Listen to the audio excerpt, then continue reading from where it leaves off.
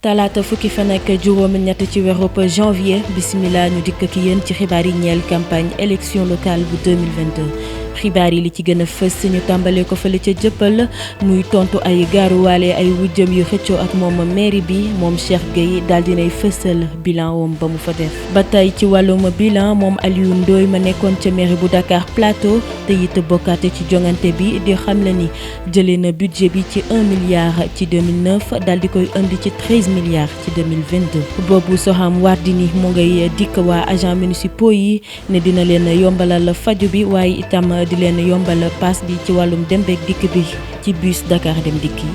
Abdoulaye Diouf Sarr moom it demoon na seeti commerçant yi nga xamante ne ñoo féetee fële ca marché Sandaga ngir amal ab waxtaan ak ñoom foofee ca Kaolack kile di Mamadou Mbacci moom mi beddi woon waa APR ngir fekk ji waa ànd nawle bu Serigne Mboup daal dinay dellu si ci ay tànkam ngir rek jàppale Rahma ak it Bitté ñu wëyal ba tey ak waa Kaolack moom Rose Wardini bokk ci candidat yi nga xam ne ñooy xëccoo mairie ba di xamle ni bés bu falo dina gën a yeesal li nga xamante ne mooy jumtukaay mu faj mi nees gis ñu dikk ak yéen ci yaatal gi. ginnaaw ba juróomi fan moo des ngir ñu amal vote yi ci élection locale bi kii di Cheikh Gueye ma nekkoon maire bu commune bu Dieuppeul Derklé daal dinay fësal bilan wam ci lépp lu mu fa liggéey loole nag mu jublu ci ngir tontu ñi bokk di xëccoo ak moom mairie bi ci boobule gox te dëkk di ko gaaruwaale. Maker Koli Diagne ak Fallou Diop ñoo doon taataan ay kàddoom. ñi may laaj bilan dañuy taxaw sama kaw bilan di laaj ana bilan waaw loolu mooy lan.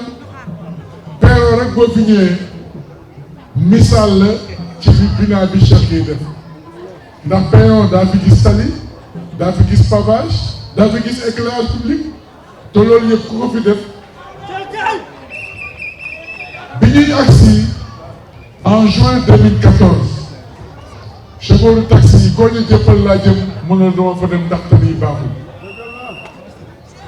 koo ni Castor laa jëm mën na dama fa dem ndax tali yi baaxul li ñu jëkk def mooy defaraat tali yi xale yu jigéen yu bari yu amoon coquette dañu classé woon seen coquette fële mbaa bu ñuy génn dañuy sol corox bu ñu doxee ba sol sooy génn coquette defar nga tali yi pabe nga roq yeeg jumaa yeeg église yi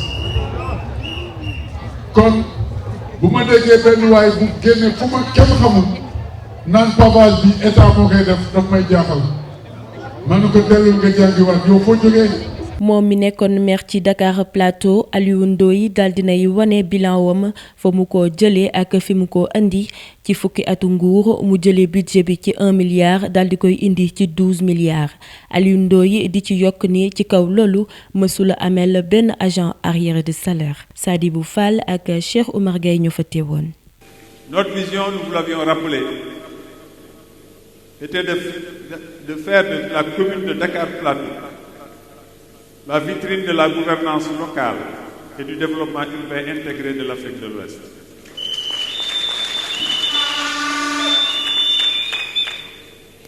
Pour cela, 10 priorités pour une action municipale fondée sur l'harmonie entre toutes les exigences de la vie locale.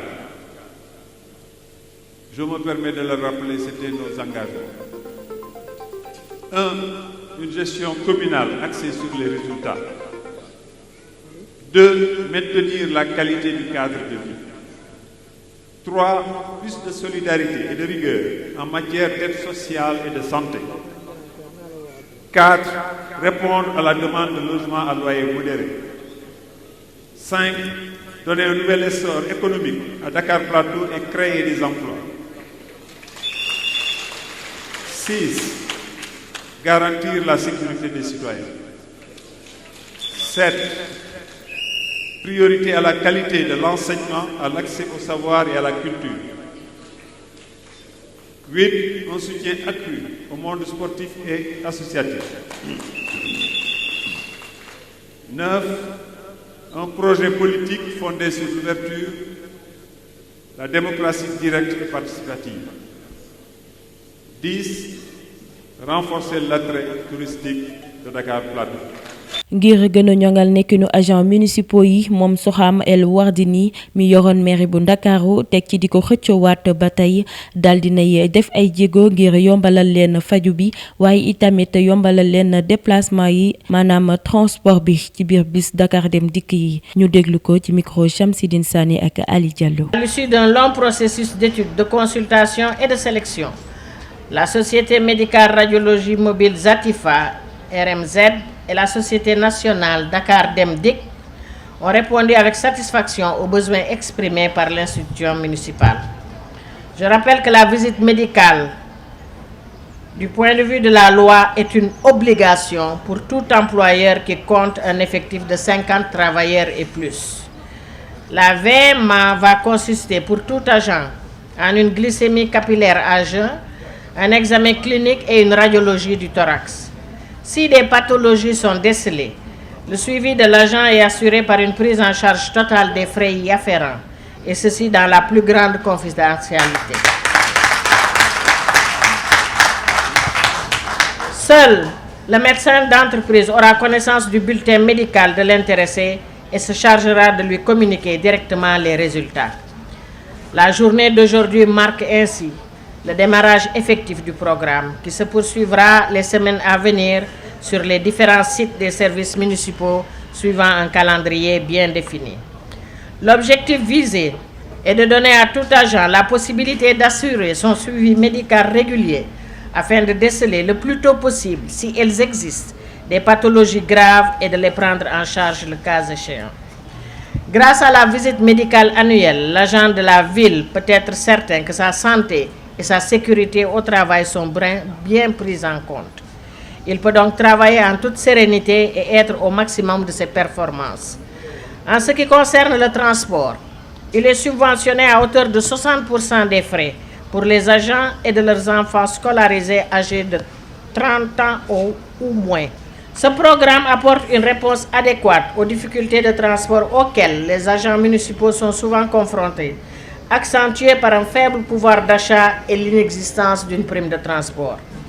D'ailleurs, certains agents inscrits au programme ont commencé effectivement à bénéficier de la subvention depuis ce mois de janvier.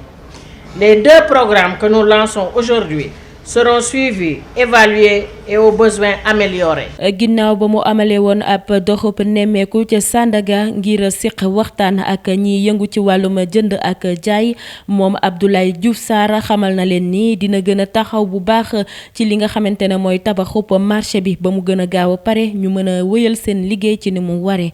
Moussa Bey ak Bamba Niang ñoo fa teewoon. waaw ñu ngi rafetlu bu baax ndaje tey bi bu ngeen gisee vraiment fii moom commerçant yi wane nañ seen bopp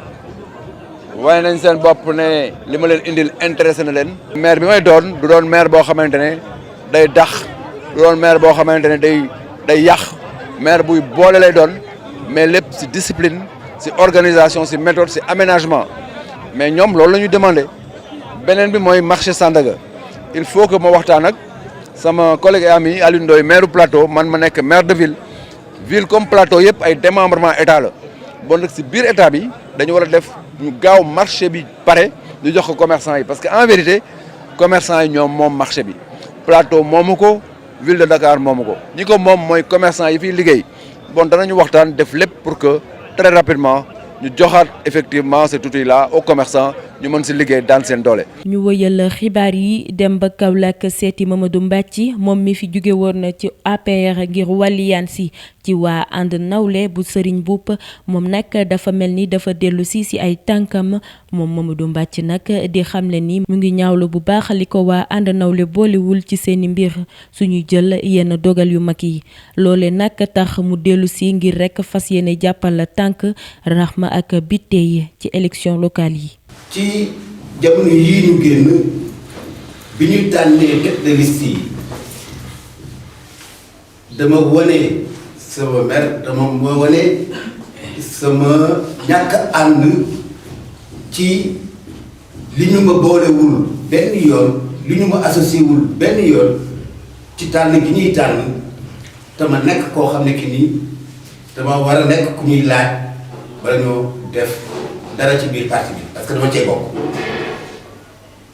bi ma defee constat boobu damaa génn dem soutenir beneen candidature muy candidature concurrente candidature Serigne Mboup bi ma demee ba ci jamono yii jokkoo naa ak président mu xamal ma ne ma fii sama kër laay génn. ban président. le président Macky Sall mu xamal ma ne ma sama kër laay génn APR man maa ko sos fii ci Kaolack président man ak moom suñu diggante demee na noo xam ne nii ngor mayatuma mu ooma wala mu xëcc ma te uyu jiwuma ko li nga xam ne nii nag ay problème la ci suñu diggante waxtaanee nañu ko coalition Benno Bokk Yaakaar sama coalition la coalition parti APR sama parti la léegi dellu si naa ci sama kër parce que foofu laa bokk. ba tey ñu desandi ak yéen ca Kaolack moom Rose Wardini bokk ca ñay jongante mairie ba dig na askan wi ne dina leen a gën a yeesalal jumtukaayu faj mi ca hôpital bu régional bu Kaolack bés bu toogee ca mairie ba. lii nag lañu fi jotoon a dajale ci ay xibaar jëmale ci campagne élection locale yi di leen jox dig daje ci yeneeni xibaar laata loolu di leen ñaan ngeen di takk masque yi te it di dandonte ndaxte kat corona baa ngi fi ba tey.